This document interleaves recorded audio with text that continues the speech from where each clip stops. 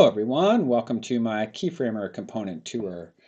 The Keyframer component is a component I've recently built as a replacement for the animation editor in Touch.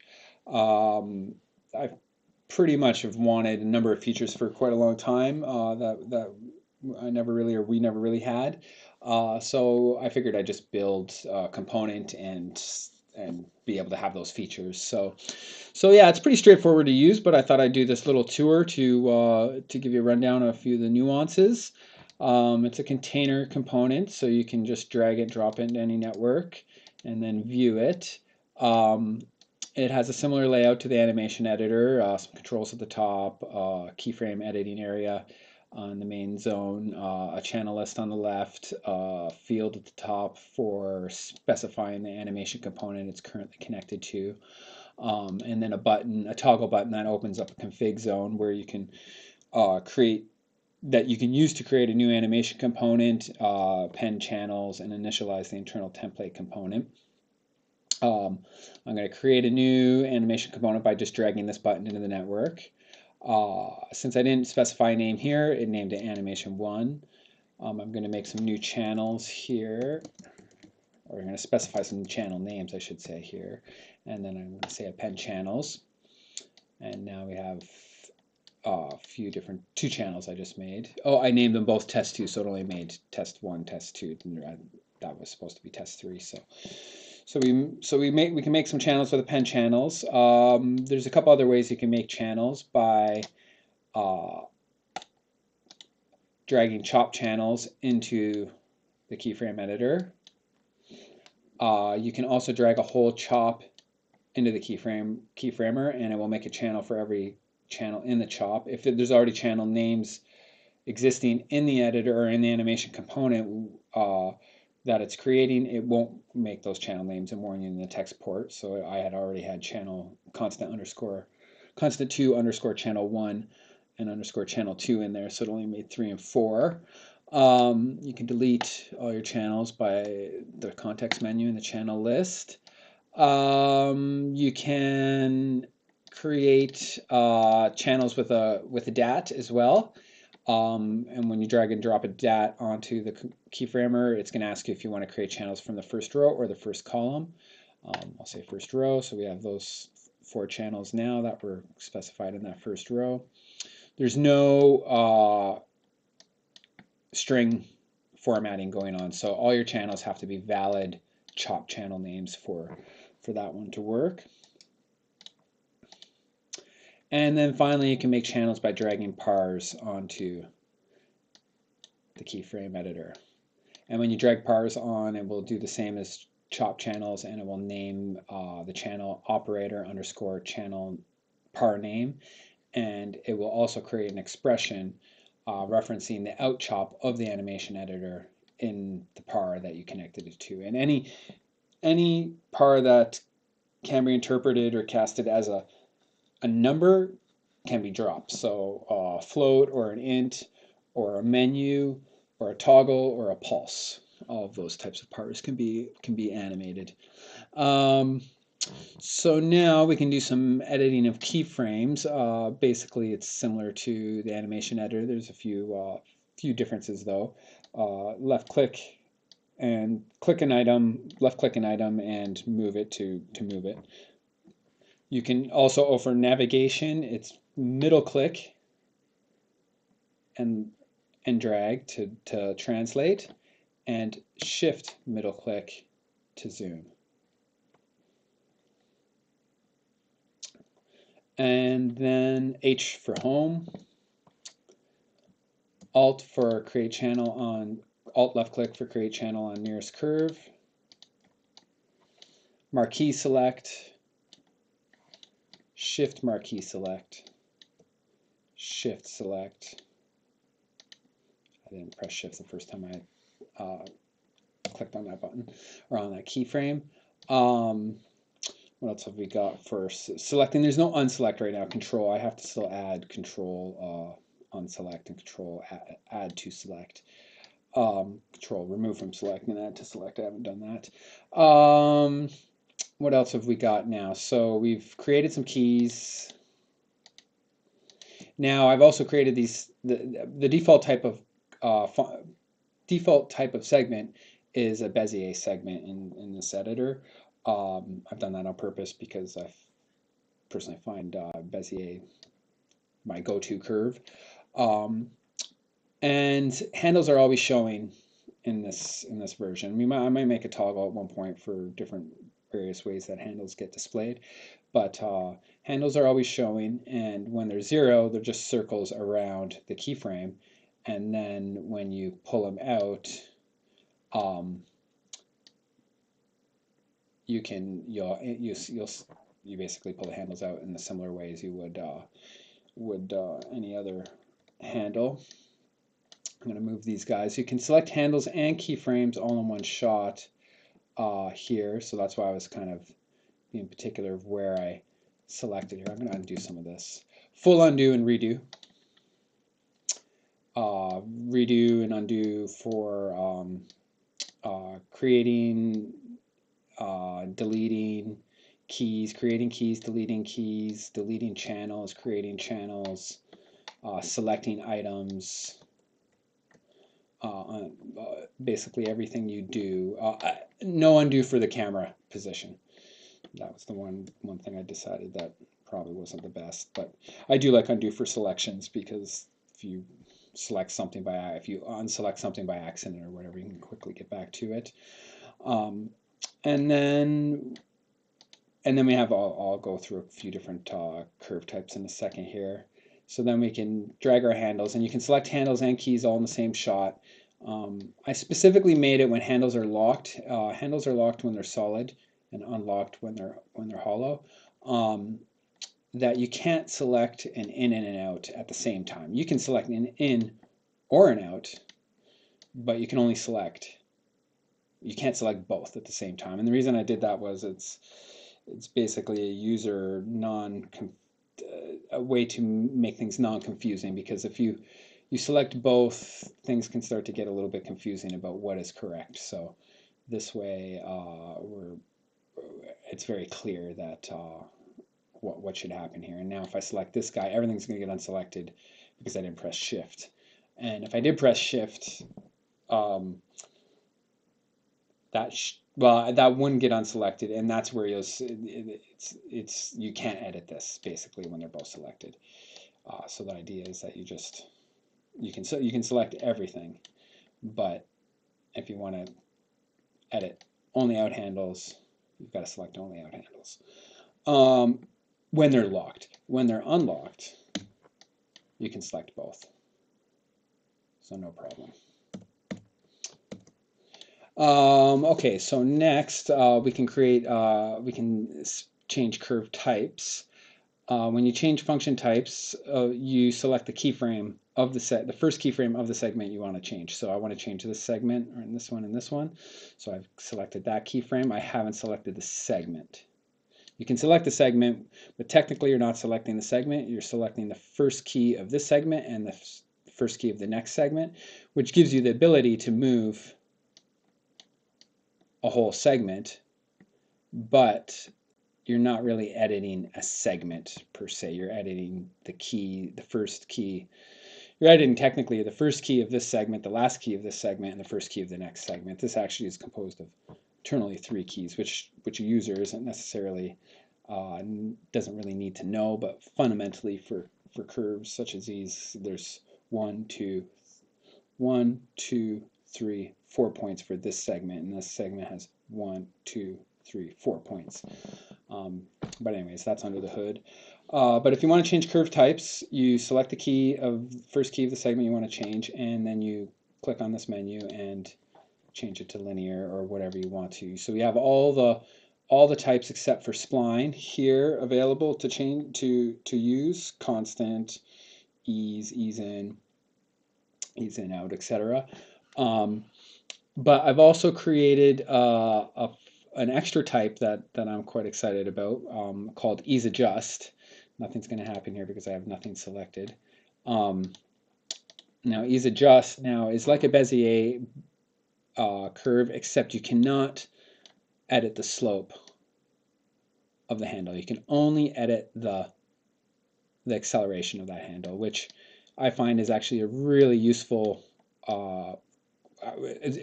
I'm thinking it will be a real. I haven't really used this for any type of projects yet. I've just been developing it, but I have a feeling I'll be using this curve 95% of the time, other than linear, simply because I rarely do that, and I rarely do. Sometimes you might do this, but very rarely that. So oh no, there's a couple other things I want to talk about handles there in a second, but ease adjust is a great one where you can just really, let me just zoom in here on this guy. So ease adjust is nice because now I can really fine tune the slope of that curve without worrying about, and without having to use a key modifier. You also have key modifiers for locking to horizontal, shift left click, and shift control left click for vertical locking. But one of the things here that's major for me for handles is the fact that these handles are not an arbitrary length. They represent the actual acceleration of this slope. Obviously, or of that segment, I should say. The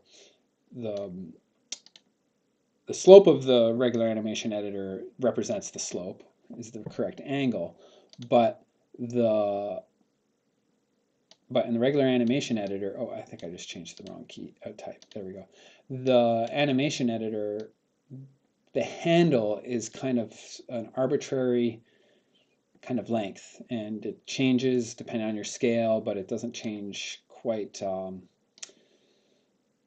It is consistent on some level, but it's very hard to deal with. Long story short, I find it's by it not being long, I cannot really edit this slope very precisely. Where this handle, I am able to extend to the full bounds, the full acceleration for that segment that's mathematically correct without bending that curve past itself, and well, any length down and up.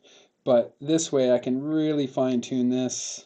I could really bring that out. I could do this, and I could really adjust that slope precisely, which to me is very important because a lot of times I find myself with the animation, the built-in animation editor, changing the slope to some, well, typically the acceleration because the slope's at 0, but changing the acceleration to something close, and I've got to match client's animation or something, and I'm manually typing in 90. Oh, 90 is not good enough. Oh, 94. Oh, 94, it's still a frame or two off. 93, okay, it's close. And this guy, I'm able to do this. And if I really want to fine tune, I can now do this. And I have nudging as well. So so there's a few. I'll go through those controls in a second. But basically, that's a big deal for me, is the fact that I could do that and adjust that curve very precisely. And if I want to zoom in even further, I even have more fine grain control. Now I can see that there's an argument there of those handles you can, on the regular animation editor, you can actually drag off of them, but they're still extremely wonky. Like that slope, it just goes crazy when you drag far. So this guy, I can do this, and when I want to match things frame for frame for some sort of reference animation, I'm going to have a lot easier time. One interesting thing that I was noting, that basically if you move your key, the acceleration will automatically be clamped to the next key. But if you haven't edited the handle will bounce back to what it was. So the slope is what we see right now because it can't be bigger. Internally, the way the keyframeCHOP handles this, it's handling it in the same way, but the setting is actually bigger, so when I pull it out, it's going to bounce back. And then if I move this key, the same thing's going to happen. It's going to shrink that slope as well. So that's kind of a nice feature. And then with Cubic, the same thing happens with ease adjust, but with cubic it's quite interesting because cubic is automatically, I'm going to make this guy cubic as well. Cubic is automatically changing the acceleration, the visualized acceleration according to the actual value, which as far as I can tell, because cubic is a different type of function than Bezier, but there's handles in the in the touch version. So a Bezier split into a Bezier with 4 points evenly distributed, so split into thirds, pumps out the same values as a cubic function, even though they're completely two different algorithms. So this is a Bezier curve we're looking at with an acceleration of 0.33, the length of this. Technically, 0.33, the length of this, the hypotenuse.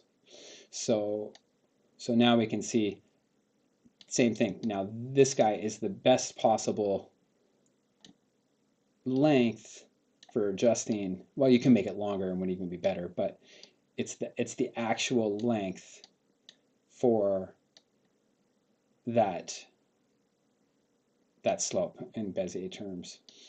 So that was quite interesting how they'll scale and shorten each other based on that because they are cubic. I'll go back to Bezier here, or yeah, Bezier. So that's some handle stuff there. Now we've got, let's get these curves a little bit similar. So yeah, okay, so here's a few other functions now. So you can nudge up and down, right and left arrow keys. Control to nudge further. Shift, or actually I think it's this order. Shift is step 1 frame left and right, 1 pixel up and down. Or sorry, no modifier. No modifier is 1 frame left and right, 1 pixel up and down. Shift is 2 pixels, 2 frames, sorry, 2 frames, 2 pixels, 4 pixels, 4 pixels, 4 frames, 8 pixels, 8 frames. So whatever your zoom level is, your nudge will be of a different fine grainness for value, but as far as frames goes, it's absolute. But nudge also works for handles. You can only have handles selected for nudge to work. If you have handles and keys selected, you're going to nudge keys, but you can nudge handles. And depending if you got in and out handles selected, it's going to, if you have an out in handle selected, it's going to be directly left and right. If you have an out handle selected, it's going to be left and right. If you have an in and an out selected, it's going to be left and right. But if you have, oh yeah, for nudging, it's just absolute. For nudging, it's absolute. If I do this, it's opposite. So I have a couple different versions of how this works. I've settled on XY coordinates for now. I was doing relative slope for this, but it gets a little hairy when you start going like that. And I realized afterwards that technically relative angle would have been better, but we're on relative Cartesian coordinates XY for this for now, and it seems to be working. Pretty decently and consistently. So we had nudging there, but we also have stepping from key to key. So you can select one thing and then tab and then nudge, shift tab back and nudge. You can be on multiple channels, tab, nudge, tab, nudge, and then you can also be on multiple handles, nudge, tab. You can be on one handle if you wanted to. So that's kind of nice. You can be on multiple things as well. You could be on 2 keys. And you're going to jump over 2. If you're going to do 2, you might want to tab twice because you're going to have to jump over. You're going to have to. It's only going to step once. I think I might have started going to stepping from there, but it gets too confusing. So you step 1 step, So that way you can edit whole segments or whole chunks of segments or whatever you wanted, and then step along. You also have, I'm going to lock these. Locking is T. Those first handles, this will test, make sure we don't have a bug here anyways, we're kind of good. Yeah, so those first handles won't lock. You cannot lock the first and last handle. One thing you can do is add a key before. And hopefully at the end too. Yes. So you can add keys before and after the last key, which you cannot do in the regular animation editor, which is kind of useful. I could say there's definitely been a number of times when, oh, that's on ease adjust, when I haven't been able to, or you have to go move the last key in order to basically make a new key to extend your animation longer. So being able to add keys before or after the last key is kind of nice. You also have, this is kind of a big one now, scaling. So scaling, you select, you can select, it doesn't matter if you have a handle selector or not. You're not technically scaling handles, although handles are scaled when you scale keys, but you can't just select handles and scale handles. It doesn't really make sense. You can move them, but for scaling keys, you can select any number of keys. Control A, you can select everything, and then you can press D or F or D and F to scale horizontally, vertically, and vertically at the same time. So D, I can scale those keys about the key you've selected, or clicked I should say. F, scale vertically, D and F, scale horizontally and vertically. And so I can select this key now, or click on that key, and now I'm scaling about that key. I can scale about this one. I can select these keys in the middle, and now take note of that key is not selected, those keys aren't selected, and take note of those handles. So there's some rules there. So basically we're scaling handles, so we maintain the shape of our curve relative to what it was, but on the curves that are not,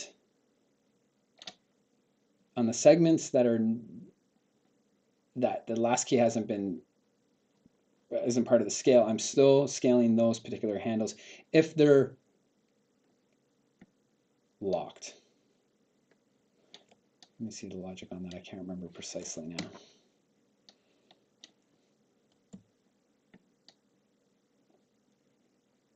Yeah, no, they don't have to be locked, but they do.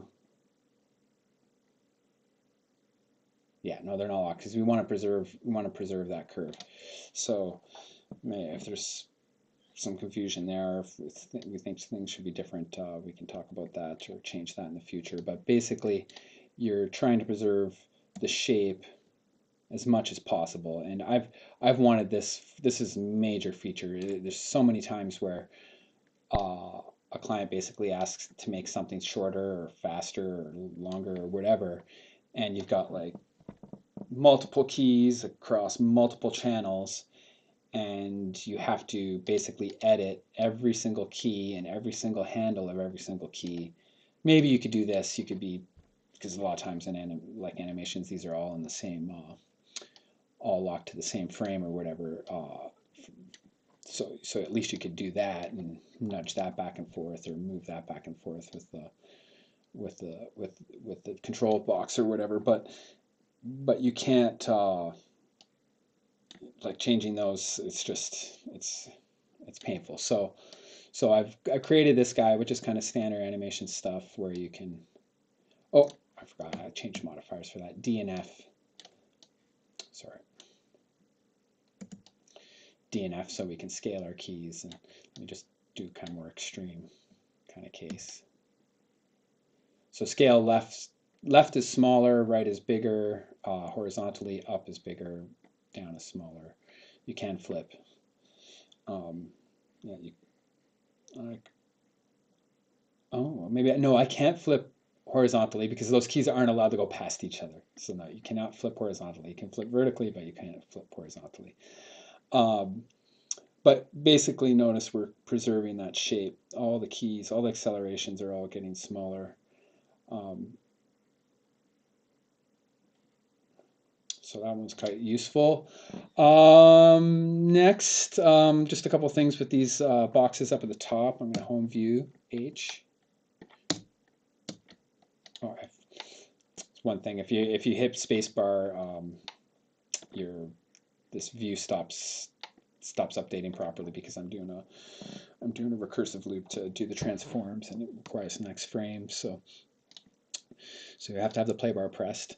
Or playhead going. Okay, so yeah, these controls up at the top. So after a little bit of kind of back and forth, I've kind of got it down. When you select a key, you can change the frame, the value. When you select a handle, it's an in handle, you can change in handles. When you have an out handle selected, you can change the out handle. Oh, when you have a key selected, you can also change the function. When you have a key and an in handle selected and it's locked, you can adjust the in handle with the control box. When you have a key, when you have multiple keys and multiple handles selected, you can edit all of them. Which one it is, it depends on how you select, but basically, if you shift click, it's the most recently selected. If you mark key select, it's the first key of the first channel that's selected. In either case, it doesn't matter though, because even that it's like a lot to remember or whatever, but now I've made it so if you have more than one thing selected, when you click, the box represents what you've clicked. So that way you've kind of got the best of both worlds. You know the value you're at, you see the value you've got, and when you go to change that value and you've clicked on that key or you've selected, you know that that's that value, and you're going to snap all these. When I change this, I'm going to snap all those to that value. And now I can go like that. And these boxes are also special widgets that I've made that I have this auto slider, I call it, where I can use that slider to auto change the value basically. So however much you drag up or down is gonna increment that value by its sensitivity, which is based on its zoom now, on the zoom level, by the amount you drag up and down. If I drag some handles, we can really see that work. If I drag all these handles, let's drag all those.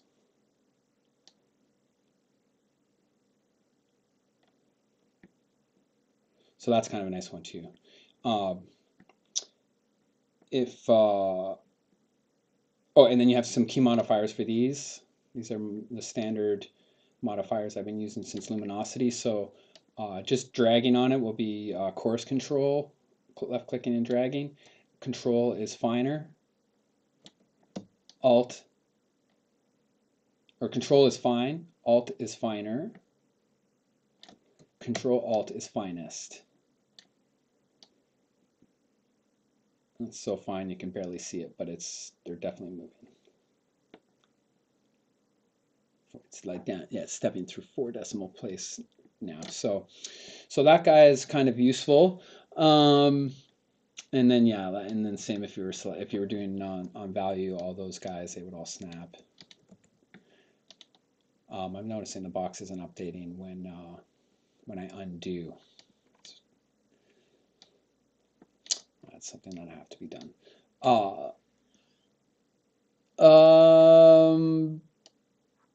Yeah, so that's about it. I think I've covered just about everything. We've stepped through stepping, using tab to step, arrow keys to nudge, different grain control for nudging. Let me just look at this. There's a document inside that basically tells you how to do everything I just said, basically. It's not so much of an instruction manual as it is just all the commands and controls. But we've gone through the config, making a new animation comp. I haven't really switched animation comps. We can do that just quickly. where are we here? Let's make a new one. Drag that into the network. We can make some channels.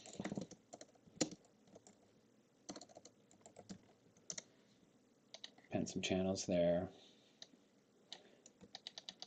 Make some keys. Maybe copy it. Edit what I just did so it's different.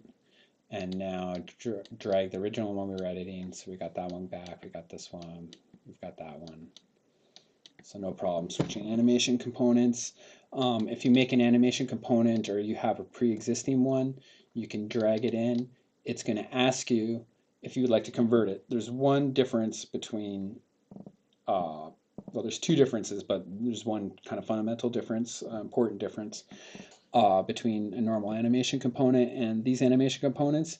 And the difference is that a normal animation component has a keys dat. A keyframer, it's been tagged upper caps keyframer underscore upper caps anim underscore comp, has a keys component with multiple keys dats in it. And the reason that is it's easier to deal with dealing with multiple channels, and it's faster to read and write from. It would be really beneficial if we could just lose these dats altogether. If there was a way to get keys in from storage into the keyframeCHOP, that would be ideal. That would be amazing, because right now everything's got to get parsed to and from strings constantly. So it's a little bit of a bottleneck. Not much I can do about that. This guy's not quite as fast as I would like it to be, but it's fast enough to use. And if you get maybe hundreds of channels and hundreds of keyframes, it might start getting a little bit slow for you. So you might want to break your animations up if you have that many. But basically, a big bottleneck is that text stat, reading and writing to strings is not ideal. But basically, one kind of unknown feature is that keys column for the channels dat can actually specify is actually a path to a keyframe dat. So you can have different keyframe dats. And there's another kind of fundamental difference. There's some extra columns because I want to store a few of these values that I can't access in the keyframeCHOP. Well, they just don't exist, but this one does exist somewhere, somehow. It does. It has to. But I don't know if it's that name precisely. But alt function and selected, that's for my ease adjust, and then selected is whether we have things selected or not. So that's one fundamental difference. Another kind of important difference, more for the playhead than anything, and your zoom level, is that I'm editing everything in as far as frames go. So if you've set this to seconds, your zoom level, it's all going to work, but these values at the bottom, I haven't actually even tested it, probably won't work correctly. And the playhead bar itself, I haven't tested that either. So in either case, frames is basically what we want to stick to. And there's kind of a caveat anyways with the keyframeCHOP. It doesn't really seem to work. Oh, sorry, I'll put full index. It doesn't really seem to work if you even set the samples to 0. A keyframe at sample 0 with this set to 0 in the animation editor, it's always frame 1. So I'm just sticking to frames. So that's one small difference. But that's about it. But basically, you can switch between any type of comp, and well, it will convert this one. It actually tagged a pre-existing one or a normal one after converting its keys into separate tables. And I think that's about it. So yeah, if you want to go over it and you have some questions, hopefully all the commands are here. That's all the dropping options, the channel list, renaming channels. I want to reorder channels. I forgot to do that, and I haven't done it yet. At one point, you can add that, and then all the key commands here of just about everything. I think I've covered just about everything in there, and yeah, and then the modifier key commands, modifier keys for these controls up at the top. So yeah, so if you have any questions, feel free to hit me up. And if you find any bugs, definitely please let me know. I would kind of consider this at this exact moment. And if I post this tomorrow or the next day, then I would still consider this in a beta state. If I'm going to start using it probably for projects, well, I am definitely going to start using it for projects, but I cannot guarantee it's going to work perfectly right now. It's deep. It's straightforward. I'm quite excited about how it works and how it's built. It's basically all objects, and it works pretty well and it's pretty solid. But there's a lot of combinations of everything. A lot of code. So there could be an issue, and if there is any issues, please let me know, and I'll fix them as soon as possible. And yeah, I think that's about it. Great. Thank you, everyone. Enjoy.